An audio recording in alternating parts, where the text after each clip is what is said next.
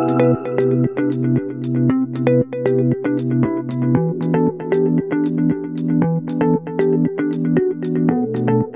name is Anja Sørensen, as Ian has already introduced. I'm the HSE lead for Eurobitumen, and I've got the honor today to present to you the recommendations Eurobitumen has with regard to ground-based operations and with regard to safe delivery of bitumen in general.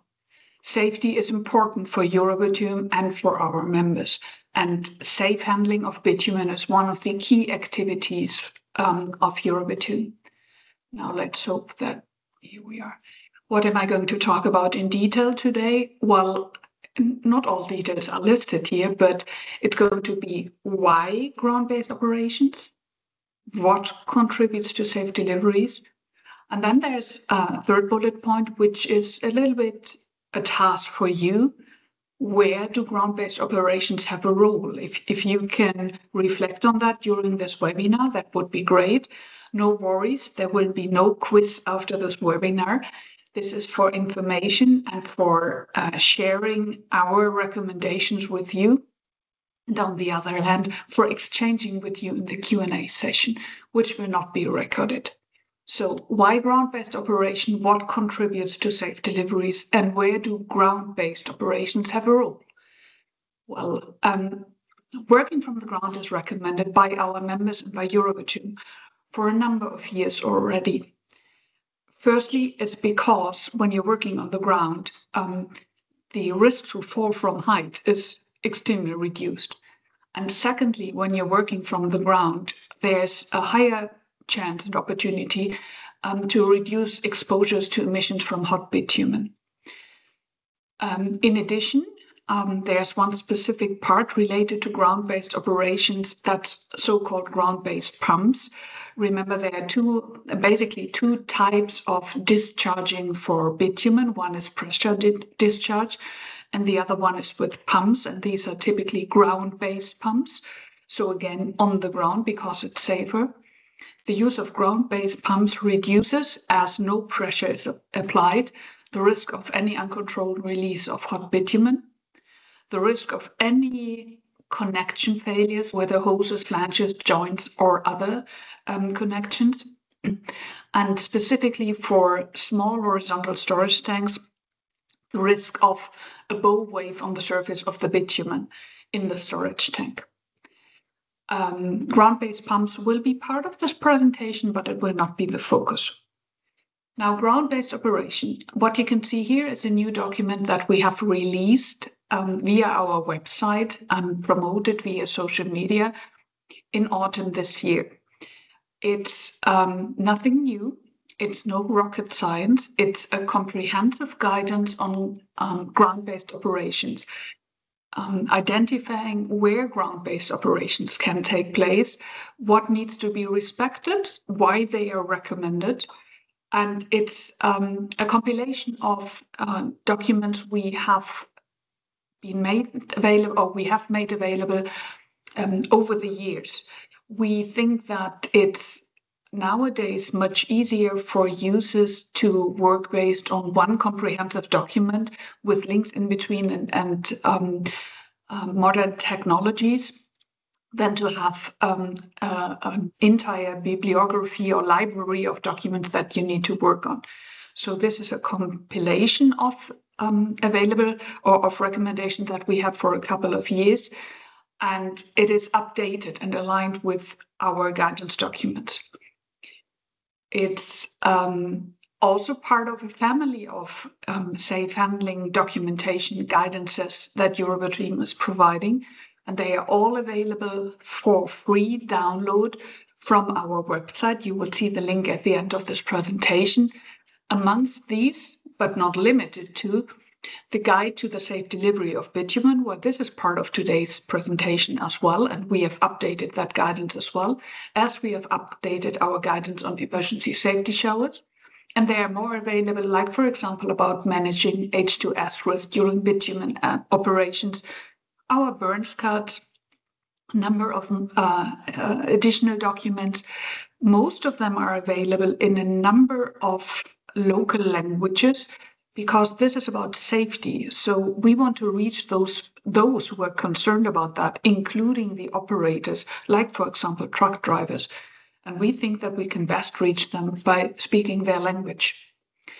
So let's go a little bit more in detail. I listed these 2 bullet points in one of my first slides.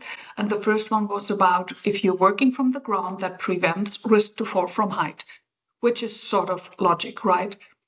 But still, there might sometimes be reasons that you need to climb. For example, a driver needs to climb on top of the truck. And if that has to be done, if it's not possible to work from the ground, then do so safely. For example, use adequate fall protection. Railings, ladders, harnesses are fall protection measures that are available and that should be applied, because if they are available and they are not applied and somebody falls from height, it's not only the individual's responsibility, but the responsibility of, for example, the site personnel or the employer of the person. So it's about everybody's responsibility to identify which measures are available and to apply them. Where appropriate, personal protective equipment. You can see our guidance on PPE on the right-hand side of this presentation. Also, that is available in a number of languages.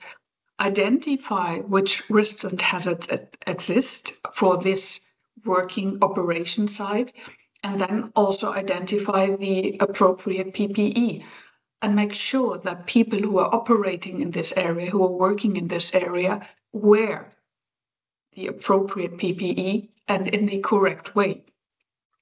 And thirdly, use monitoring systems. That can be cameras, videos, that if the person is working alone in an area. It can be detectors, for example, for exposure for certain components in the atmosphere. Use whatever measures are applicable in order to make work situations more safely for those who are operating. We do know, and our members do know, that this cannot be done immediately, but it's not a new information that is shared, and these information are shared on different levels and at different opportunities. So a good practice is to identify what's most relevant, and then, for example, agree on a transition period to have these measures in place in a couple of years at all spaces. But the worst thing that can be done is not addressing this and not respecting this at all. It's about nothing less than the health and the safety and maybe the life of persons, human beings who are working with us. The second bullet point had been about if you're working from the ground, that reduces the exposure to emissions from hot bitumen. What you can see on the right-hand side are typical examples in case somebody needs to go to the manlet because a tank cannot be vented from the ground. And these options exist nowadays. Then make sure that that you're standing at the right point, that you're not standing directly into the fumes that are coming out when the manlet is opened. And this applies everywhere, of course. Make sure about wind directions, make sure about openings, and stand at the right place when it comes to openings. And specifically, there is this opportunity I already mentioned that's called ground venting. That is something that needs to be installed at the trucks. That cannot be done at each truck at the same time, of course, but we do have some good examples from a number of countries where there had been a transition within this sector. The sector had agreed, this is what we want to go to. There had been a transition of a couple of years, and there are some countries in Europe where ground venting of trucks is the standard method nowadays, where the need to climb on top of the truck to vent it, to allow a discharge with a ground-based pump is no longer needed. There are different ways of ground venting. It might be that this is about remote opening of the manlet. It might be that there are other installations at the truck to allow venting from the ground. These measures are available and they can be applied, so we think that they should be applied. Also, again, it's about risk and hazard assessment, using the appropriate PPE, wearing, really using the appropriate PPE according to the risk and hazard assessment. This might, if you're close to openings, to spaces where hot bitumen is stored, this might include respiratory protection.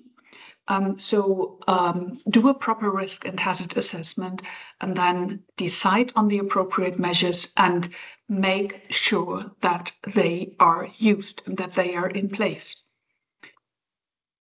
This guidance is available. For example, and also this is important for us and for our members, something that is discussed about or something that is asked about again and again, and that's good because there's awareness. It's about H2S. The components of H2S are natural components of crude oils and consequently of petroleum-based refined bitumen.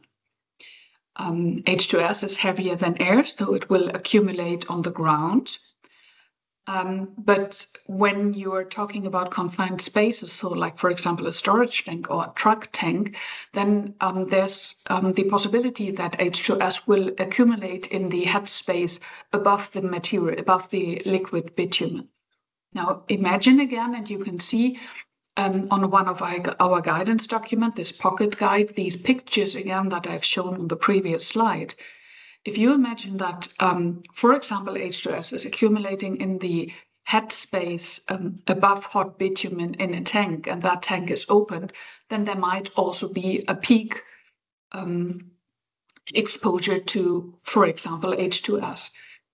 Identify this through the risk and hazard assessment and make sure that the appropriate measures are in place so that we can protect everybody who is working with bitumen.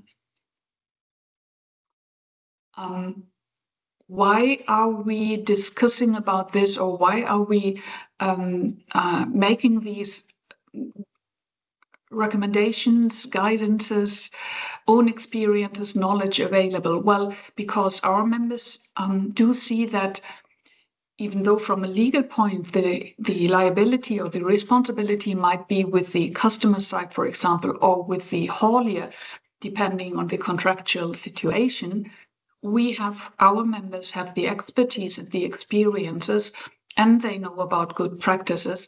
So it wouldn't be right not to share them. And we conduct what we call our incident reporting. This is a figure, or these are figures from the 2024 incident reporting. The details or more details are available on our website. And you can see that from the incidents reported for 2024, about 2/3 happened at the delivery site. So at the customer side, for example, an asphalt mixing plant or a roofing membranes plant. There, about 1/3 of the incidents were reported from the loading side, and our members are following up each individual incident to make sure that this doesn't happen again.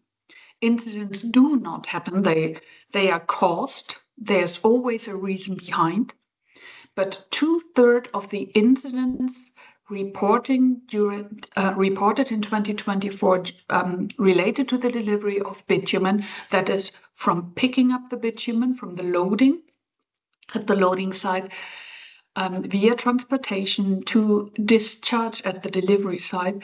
2/3 of these incidents happened at the delivery site.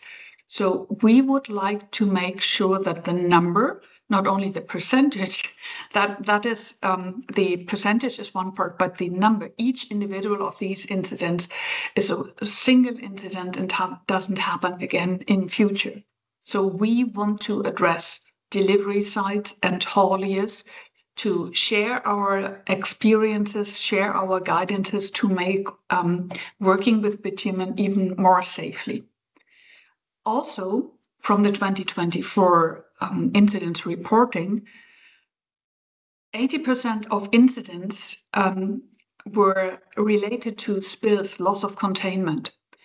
80%, 4 out of 5 incidents led to spills of hot bitumen. And more than 50% of that were spills with a volume of more than 10 liters. 10 liter, that's a bucket you typically use for water. It's these tin buckets you use for sampling of asphalt mixtures, for example, in some countries. So more than 50% of these spills reported last year were above 10 liter. Well, every spill has got a couple of consequences. To start with, it's a contamination to the environment. You need to retrieve the bitumen, the cold bitumen, from the area and make sure that there's no remaining contamination. But every spill also means that hot bitumen is released somewhere that can be a risk to human health, for example, because it can lead to burns. If you don't wear an appropriate PPE, unfortunately, in some areas and some climatic conditions, for example, proper footwear, safety shoes are not necessarily applied for which reason ever, and there's no monitoring about whether the appropriate footwear is used. If you then imagine that 10 liters of hot bitumen are spilled on the feet of a truck driver, you don't want to think about the consequences that can have. So let's work together that the working conditions are safe, that the appropriate PPE is worn, but also that these spills are reduced and that we don't have these spills anymore. Talking about safe delivery, the ground is still the safest place, as explained before, and I think it's easy to understand for everybody. But still, there might be a reason why something happens. As I said before, incidents do not happen, they are caused. But they take place. And then make sure that escape routes are real escape routes. They are free. There are no obstacles in the route, and they are designated so people can find these escape routes. If something is happening, that they can run away from the place of the hazard, of the incident, if needed. Make sure that access to first aid and first response is designated and it's available. There are no obstacles. People need to know where to find first aid. And we haven't shown all the signatures that are recommended to be used for these designations on the slide, but only those related to emergency safety showers, because I want to spend a little time on emergency safety showers now. Also, the access to emergency safety showers needs to be clear, free from any obstacles, easy to find, and well designated. And here are just some examples that you might want to use for this designation. Now, why the emphasis on emergency safety showers? Eurovitum is giving recommendations on emergency safety showers for a couple of years already. But reality, and that's part of the outcomes of our annual safety incidents reporting, reality is that unfortunately, the recommendations on emergency safety showers are not always respected. There are places where no emergency safety shower is installed, or where the emergency safety shower isn't operable. And we would strongly invite everybody who is working with bitumen, whether it's in a laboratory or at a delivery site, to make a proper risk and hazard assessment and have emergency safety shower equipment available and operable. We recommend that the emergency safety shower is not, when we are now talking about delivery discharge, is not more than 20 meters away from the discharge point. 20 meters, that's a distance. It's not so close to the discharge point, but that is a distance from experience that can be reached within just a few seconds by the person. So this cooling effect, it's not cold water, it's cool water that is coming from the emergency safety showers, that this cooling effect is available shortly for an injured person. We recommend that if the safety shower, emergency safety shower, is closer than 6 meters from the discharge point, it is shielded, so protected from any spills that might have happened. And this is important, and one would think, oh, this is natural, we don't need to talk about it, but unfortunately we have to. Emergency safety showers need to be operable at all times. It's November now, it's pretty cold in a couple of countries, cities, locations. Some might even have had the first snow. It was below zero where I'm based this morning. And then typically that has an effect on everything that is related to water and outdoor situation. So there is a tendency, in order to protect pipelines from the water being frozen in the pipelines and then damaging the pipelines because the volume is increasing, there's a tendency to stop any water into outdoor places. That's not an option for an emergency safety shower. If there's no water anymore, it cannot operate in case, and the bitumen is still supplied and something is happening. That's not a good solution, and I think you all agree with me on this. And alternative measures, like, for example, a 10-liter bucket with water or a hose that you use to water plants in your garden, is not an option either, because the water from the emergency safety showers must be clean, of course. We do have a guidance document on this. It must be clean. It must be cold, not ice cold, but cool. So tepid water. And a bucket with water under freezing conditions would rather be solid than fluid, so it won't really help to cool down any affected areas. As I mentioned, we do have a guide to safe delivery. This is now available in our 3rd edition. It's aligned with our other documents. And what you can see here on the slide are a couple of bullet points just to raise awareness, and allow me to come back to one of my first slides, where I invited you to think about, where do ground-based operations have a role? So maybe when you reflect about the delivery process, the discharge process, and remember that 2/3 of the incidents happened at the delivery site, at the customer site, maybe think about, where do ground-based operations play a role? Where can, at your side, you think about, can I make working conditions more safely by enabling working from the ground? One part amongst these bullet points is workers' training. Whether it's the site staff or it's the truck drivers, they need to be trained. They need to know about the facilities. They need to know about, where is the emergency safety shower designation I mentioned before, but how does it operate? It would be good if it's easy to operate, but the easiest way is explain to the persons, check with them, train them about, just in case something takes place, for which reason ever, this is what needs to be done, and this is how this site is set up. Well-maintained equipment, there's an explanation mark behind well-maintained equipment, and there's a reason for that. And that reason is that from our safety incidents reporting, we also noted that lack of maintenance of equipment is one of the dominant root causes for any incidents. And that's again why I'm saying incidents do not happen, they are caused.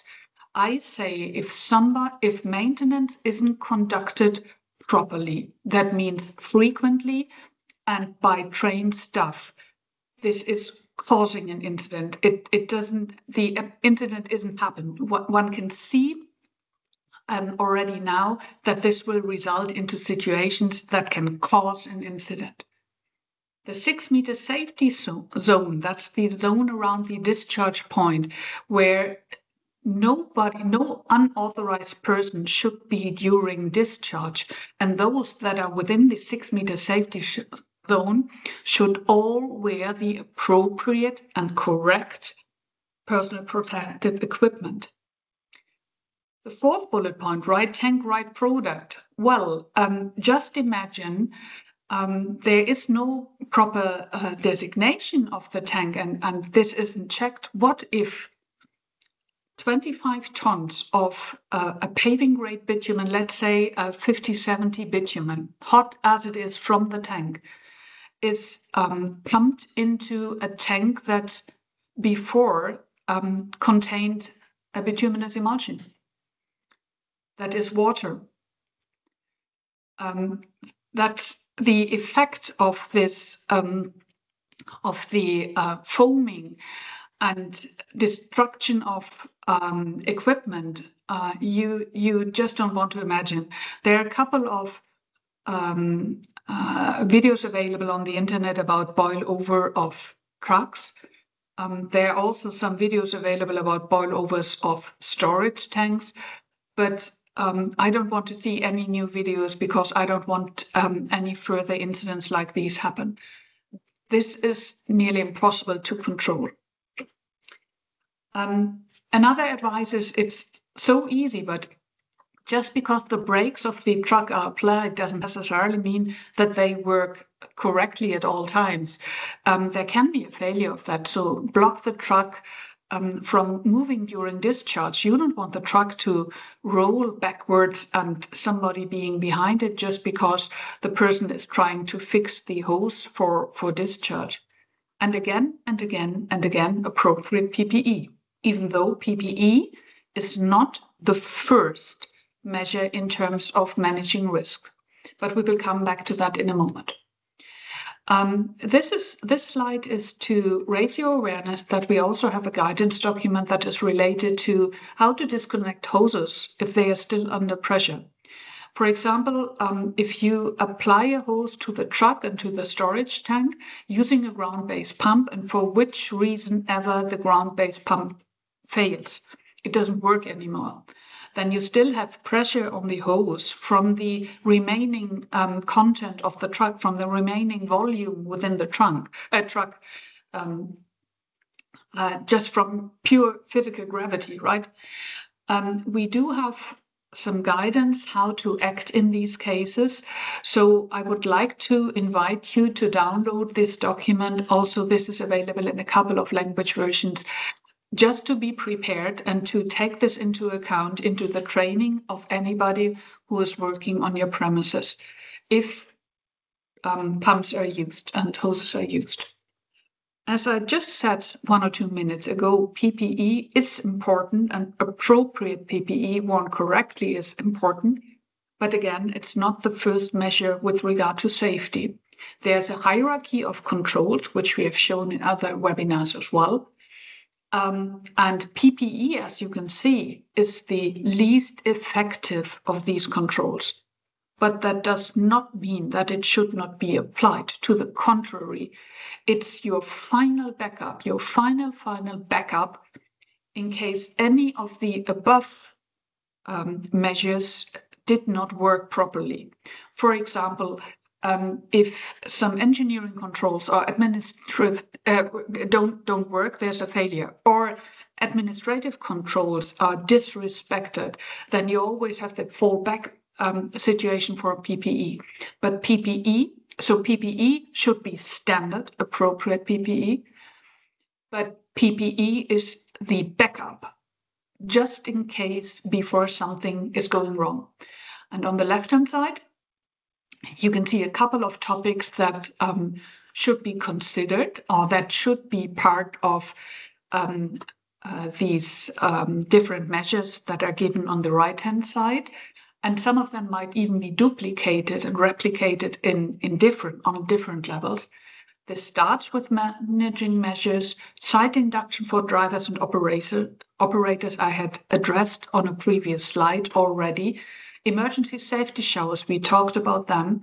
Escape routes marked as well. Safety zones, 6-meter zone, and appropriate PPE. And monitoring operations and personnel, we also addressed on a previous slide. There are more details, of course, or this needs to be done more into detail, and this is the identification of these measures as part of the outcome of your hazard and risk assessment that needs to be done carefully. Our guidance documents on safe delivery and on some specific details during safe delivery provide some indication about what to address. We cannot take 100%, we cannot do the risk assessment on behalf of those who are responsible for that, but we can share our experiences. Now, coming towards the end, ground-based operations and safe delivery of bitumen is the title of today's webinar. I hope it's clear by now that we strongly recommend to work from the ground whenever it's possible. We are convinced and we know that the appropriate measures are available. They need to be taken. Some of them cannot be taken immediately, but they can be taken and they should be taken. Our guidance document provides information about that, as do our members, our member companies. So please consult with your bitumen supplier in case you have any detailed questions. And ground-based operations are possible in all delivery steps. So it's about identification, individual areas where there's room for improvement with regard to workers' safety, to which ground-based operations contribute. It's all about safety, and safety should be first. The prevention of incidents is the first priority. We don't want to talk about how to treat a burn from hot bitumen or how to treat a spill from loss of containment. And remember, 80% of the incidents last year resulted in a loss of containment. It's best if this does not take place at all, so let's prevent it. The ground is still the safest place for workers to be, so let's take the measures that are available in order to allow safe working from the ground, because it's about nothing less than the health of persons, of individuals, of those colleagues you know, and those skilled workers that your operations need. Eurobitumen has a couple of guidance documents available, and as I said at the beginning, you can see the link here. It's pretty easy. Just go to our website, eurobitumen.eu, go to our publications section, and then you can find a large number of documents. Nearly all of them are available in English, and most of them are available in a large number of local languages, some of the documents for more than 25 languages. We work hard on updating our documents so that we always provide the guidance that are based on latest recommendations, for example, from medical doctors that are specialized into burns treatment. That's our burns card, for example. And we also update our document to take into account best practices and developments, technical developments, but also regulatory developments. So please feel free to check our website for this information, download them, reach out to Eurobitumen, reach out to our members in case you have questions and detailed needs. I'm now at the end of this webinar. Once again, thank you very much for your interest and for your participation. We would like to know your views about our webinar. So if you can please scan this QR code and share your feedback with us. It's going to be on an anonymous way. We would appreciate that because we are currently planning for next year and for the years after for our webinars. You can contribute to that planning by sharing your feedback with us. These are our contact details.